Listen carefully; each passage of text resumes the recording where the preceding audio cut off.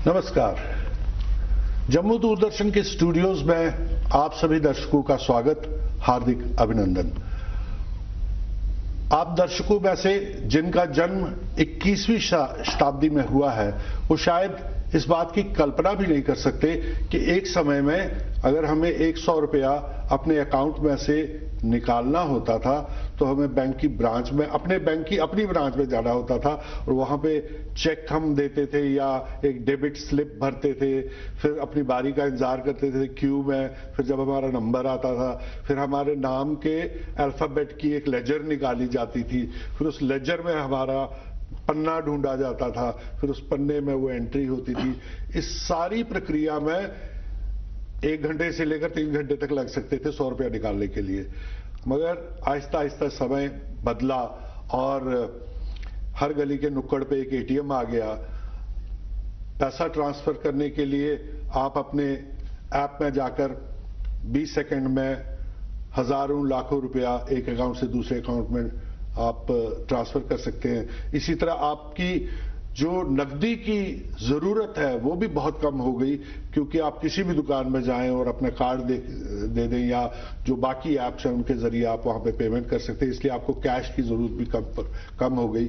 लेकिन जितनी सुविधाएं ये बढ़ी हैं इसी अनुपात में लोगों की बैंकिंग सेवाओं के प्रति शिकायतें भी बढ़ी हैं।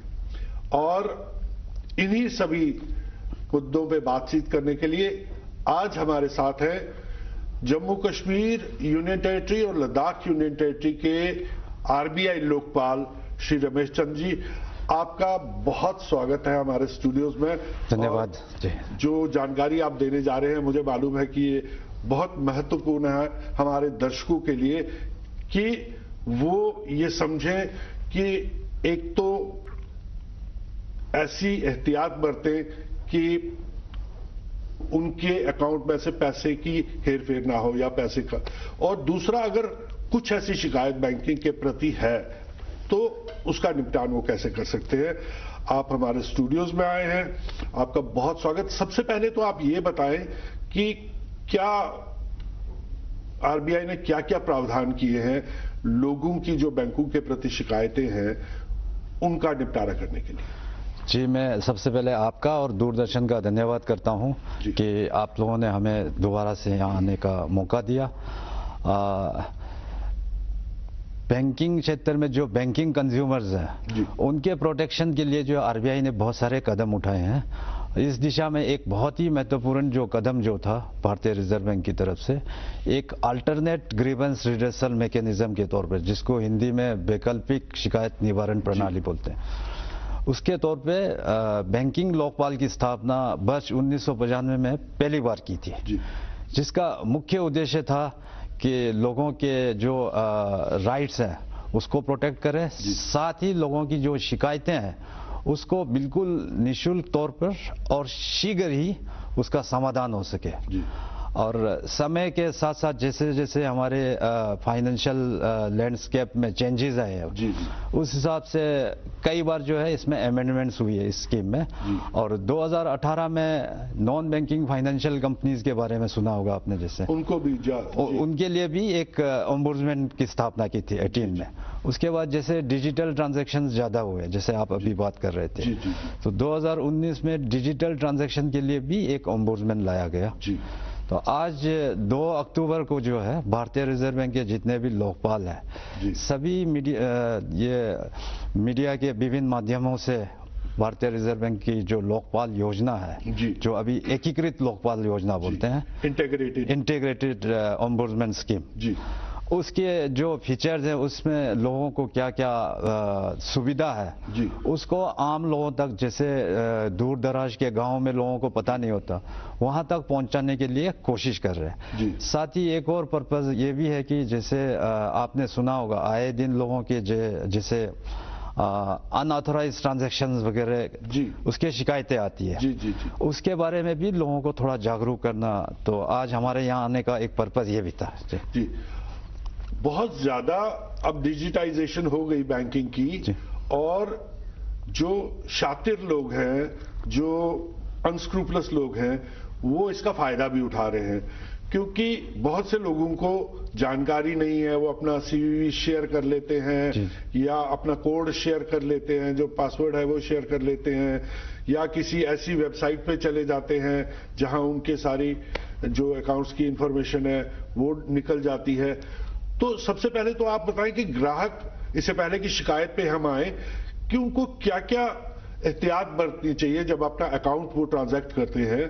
अभी हाल में एक और उन्होंने एक वो नई टोकनाइजेशन स्कीम वो शुरू की है। इसमें मैं ये बताना चाहूंगा, जैसे हमारे पास शिकायतें आती है जी, तो टाइम टू टाइम हम एनालिसिस करते रहते हैं किस तरह की शिकायतें आती है। जी, तो उसमें सबसे ज्यादा जो है शेयर शिकायतों का डेबिट कार्ड जो है, डेबिट कार्ड और क्रेडिट कार्ड से रिलेटेड शिकायतों का जो शेयर है सबसे ज्यादा है। उसके बाद सेकंड में आता है ये इंटरनेट बैंकिंग और मोबाइल बैंकिंग से रिलेटेड। जी जी। और जहां तक ये जो फ्रॉडुलेंट ट्रांजैक्शंस की बात है, जी जी, इसमें जो हमने एनालिसिस किया उसमें ज्यादातर ये दिखता है कि मतलब मेजॉरिटी ऑफ द केसेस में लोगों की ग्रीड की वजह से ही, लालच की वजह से ही लोग जो है, आपकी 1 करोड़ रुपए की लॉटरी निकली है। जी।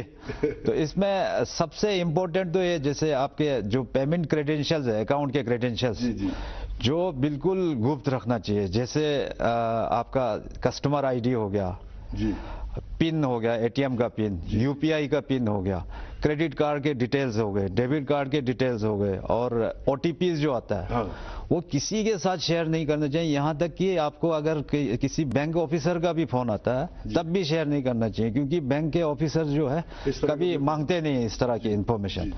इसके अलावा जो आपका मोबाइल नंबर अकाउंट से लिंक्ड है, वो आप बीच बीच में चेक करते रहना चाहिए कि वो सही लिंक्ड है कि नहीं है, वो है। दूसरा, कई बार जो है लोग गूगल में जाके सर्च कर लेते हैं कस्टमर सर्विस नंबर, जी जी जी, और वहां पर पहले ही जो अनस्क्रूपुलस जो एलिमेंट्स है उन्होंने नंबर रखा होता है। जी जी जी। तो उस नंबर पे बिल्कुल भरोसा ना करें। अगर आपको बैंक से संबंधित कोई शिकायत है, बैंक के ऑफिशियल वेबसाइट में जाके ही नंबर लें या ब्रांच को कांटेक्ट करें। जी। साथ ही एक इम्पोर्टेंट है, आप डेबिट कार्ड या क्रेडिट कार्ड या इंटरनेट जो ट्रांजैक्शन है, उसमें एक लिमिट फिक्स करना बहुत जरूरी है। जी जी। आप पर डे का, पर ट्रांजैक्शन का लिमिट फिक्स करके रखिए ताकि उससे ज्यादा पैसा बिल्कुल ना निकले। हाँ जी। तो अब ये सारी हमने एहतियात जो है वो बरत ली। मैं कस्टमर हूं और मैंने ये सारी, और उसके बावजूद मुझे बैंक से कोई शिकायत है, या उनने मुझे इंटरेस्ट ज्यादा चार्ज किया है, या मेरी जो अकाउंट से अनऑथराइज्ड इस तरह से पैसा निकल गया है, इस तरीके की शिकायत है, तो मेरे पास अब क्या प्रावधान है, मुझे क्या करना चाहिए? जी, बहुत आपने सही क्वेश्चन पूछा।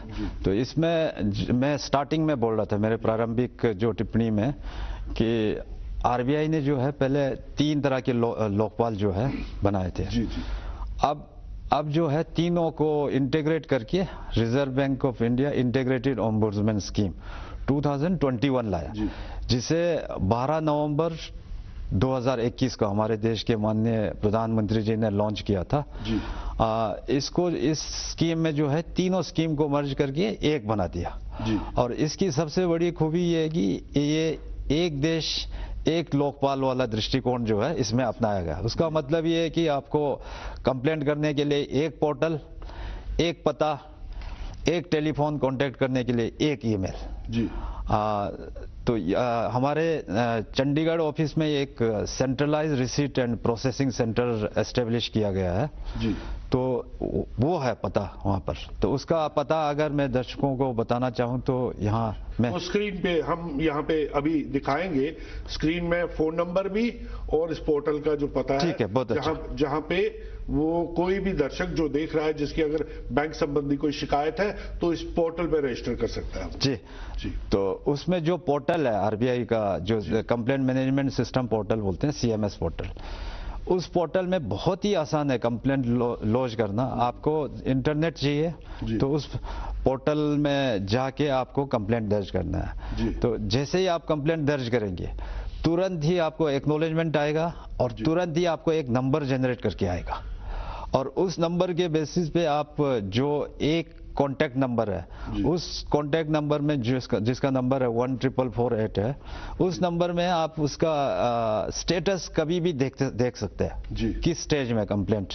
जी जी। अच्छा, जब ये कंप्लेंट ओम्बड्समैन के पास पहुंच गई, जब लोकपाल के पास पहुंच गई, वो बैंक से इसका जवाब पूछते हैं और बैंक से इसका निपटारा करने के लिए कहते हैं। यदि जो आपने उस शिकायत का निपटारा किया और मैं एक कस्टमर हूं, मैं कंज्यूमर हूं और मैं एक कंप्लेनेंट हूं, मैं उससे संतुष्ट नहीं हूं, तो मेरे पास क्या फिर उसके बाद और ऑप्शन? देखिए, इसमें जब हम शिकायत का प्रोसेस करते हैं, प्रोसेसिंग करने के बाद जो है उसको दो तरह से उसको डिस्पोजल करते हैं। एक होता है अपीलेबल क्लाउज और एक नॉन अपीलेबल। अपीलेबल क्लाउज में कंप्लेनेंट के पास ये ऑप्शन रहता है कि वो अगर लोकपाल के निर्णय से संतुष्ट नहीं है, वो 1 महीने के अंदर अपील कर सकते। अगर 1 महीने से ज्यादा हो गया तो फिर अपील नहीं कर सकते। और दूसरा जो है नॉन अपीलेबल, वो ऑब्वियस है, उसमें उसकी अपील नहीं हो सकती। उसमें कंप्लेनेंट के पास ये ऑप्शन है कि वो दूसरे फोरम में जाए, जी, दूसरे फोरम में अप्रोच कर सकते हैं। ये जो बैंकों ने अपने भी एक इंटरनल ओम्बड्समैन भी नियुक्त किया, उनका क्या रोल है इसमें? इसमें जो इंटरनल ओम्बड्समैन स्कीम है वो रिजर्व बैंक के डायरेक्शन में ही बनाया गया है। उसमें ये रोल है कि जितने भी कंज्यूमर्स के कंप्लेंट्स आते हैं, कंप्लेंट्स जहां पर रिजॉल्व नहीं होता है, बैंक रिजेक्ट करता है, वो रिजेक्शन इंटरनल ओम्बड्समैन के वेटिंग के बगैर जो है नहीं कर सकते। अच्छा। उनका अप्रूवल चाहिए उसमें। इंटरनल ओम्बड्समैन जो बनाया वो एक इंडिपेंडेंट अथॉरिटी है, वो इंडिपेंडेंटली उसका रिव्यू करेगा, वो डिसीजन देगा। ऐसे ही आप रिजेक्ट नहीं कर सकते जब तक वो अप्रूवल ना दे।